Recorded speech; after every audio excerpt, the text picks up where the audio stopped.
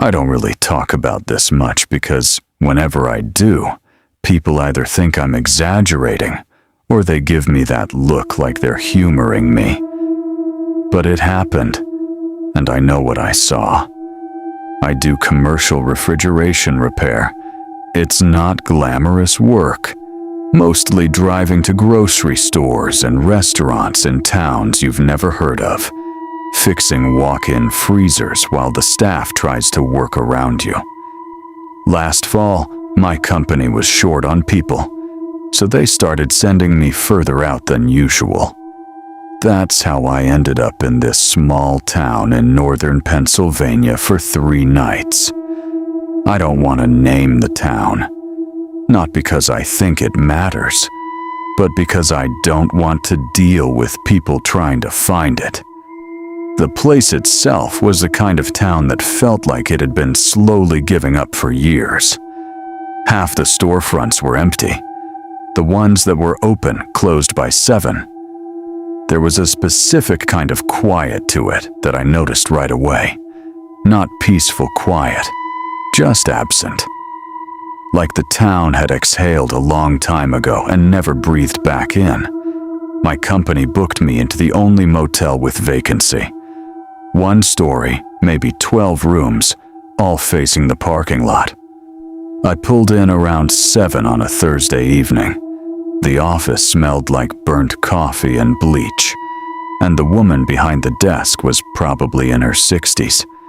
Friendly enough, but distracted.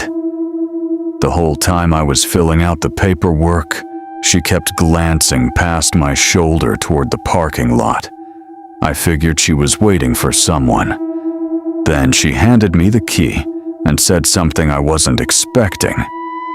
She told me that if anyone knocked on my door at night, I shouldn't answer it unless it was her or the owner. And if I heard anything strange outside, I should call the office instead of going to check myself. She said it completely casually, like she was telling me where the ice machine was. I asked if the area was rough, and she said no, just that there were sometimes drifters who came around asking guests for money. I remember nodding and taking the key and not thinking about it much, because I was tired and hungry, and I just wanted to eat something and go to sleep. My room was near the far end of the building, second to last door. It was clean in the basic sense. Sheets looked fresh. Bathroom was fine. But it had that feeling old motel rooms get where you can tell a lot of people have passed through, and none of them stayed long enough to matter. There were cigarette burns in the dresser, dark spots in the carpet that I didn't look at too closely. I dropped my bag, drove to the gas station down the road for food, and was back in the room by 8. That's when I noticed the truck. Dark green, older model. Parked 2 spaces from mine with the engine running and the headlights off. There was a man sitting in the driver's seat with both hands resting on the wheel. I noticed him because of the way he didn't react when I walked past. Most people, even strangers, will glance at you. Some small acknowledgement that you exist. He just sat completely still, facing forward, like he was waiting for something that hadn't happened yet. I told myself he was probably waiting for whoever was in one of the rooms. Went inside. Ate. Watched stuff on my phone for an hour or so. Around 10:30, I took a shower and got into bed. The room had that hum that older motels always have. The AC unit cycling, distant traffic, nothing unusual. I was close to falling asleep when I heard footsteps on the walkway outside. That part wasn't strange on its own. Other people were staying there. But the footsteps slowed as they got closer to my door, and then they stopped. I lay still and waited for the sound of a key or a knock on one of the neighboring doors. Nothing. Just silence for maybe 15 seconds. Then the footsteps moved on. I exhaled. A minute later they came back, slower this time, and they stopped in the same spot. Still no knock, still nothing. They moved away again. I got up and looked through the peephole. The walkway was empty. I told myself it was someone who'd had too much to drink, confused about which room was theirs. I got back into bed. A little after 11, I was half asleep when there was a knock at the door. 2 knocks, actually, spaced out just slightly. I stayed still for a moment, then got up and went to the peephole. Nobody there. Not just nobody standing at the door. The entire visible stretch of walkway was empty. The parking lot beyond it was quiet. I stood at that peephole for probably a full minute. My heart was going in that specific way, where you're trying to convince yourself you're overreacting, but your body isn't listening. I checked the deadbolt even though I knew it was already locked. Then I noticed the curtain. It was shifted. Not open, just slightly off from where I'd left it. Enough of a gap that someone standing at the right angle outside could probably see in. I moved it shut and turned off the lamp and stood in the dark for a while just listening. Around midnight, I heard it. Metal on metal. Light. Careful. The sound of something being worked against the door latch. I moved to the door as quietly as I could and looked through the peephole. Someone was crouched low outside, right beneath the peephole, which is why I'd missed them before.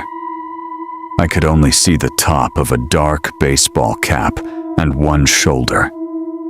They were close enough that I could hear the sound of their breathing faintly through the door.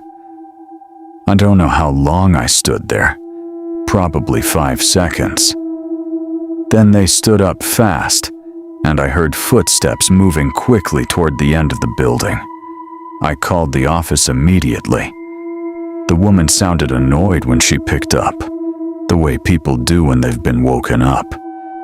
Then I told her someone had been right outside my door, crouched down, and she went quiet. The first thing she asked was whether I had opened the door. I told her no. She said to stay inside and that the owner would go check. A couple of minutes later, I saw headlights move slow across the curtain. Then they were gone. She called back and said nobody was out there, and it was probably just someone messing around. I asked about calling the police. She said it probably wouldn't help unless the person came back. I didn't sleep much after that. I kept the lamp off and lay on top of the covers with my phone in my hand. Every sound the building made woke me up. At some point around 3, I passed out from exhaustion. At 5:15, my truck's door alarm went off. I was at the window before I was fully awake. I moved the curtain just enough to see out.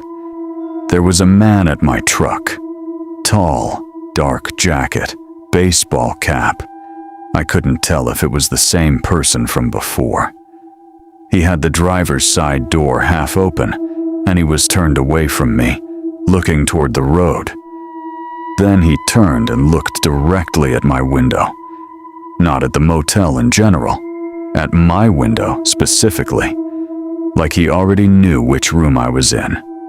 He closed the door and walked fast toward the road behind the property and disappeared.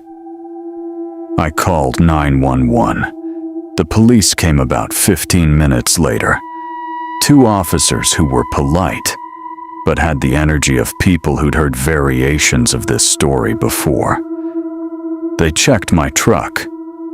Nothing was taken because I never leave anything in my vehicle. One of them asked if I was certain I'd locked it. I knew I had locked it. I checked out the next morning as soon as the office opened. Told my supervisor I'd drive the extra distance each day from a town 40 minutes away. He thought I was being dramatic. I don't know who that man was or what he wanted. I've thought about it more times than I'd like to admit, The thing that stays with me isn't the knocking or the footsteps or even seeing him at my truck. It's that moment when he turned and looked straight at my window, because there was no reason he should have known I was watching.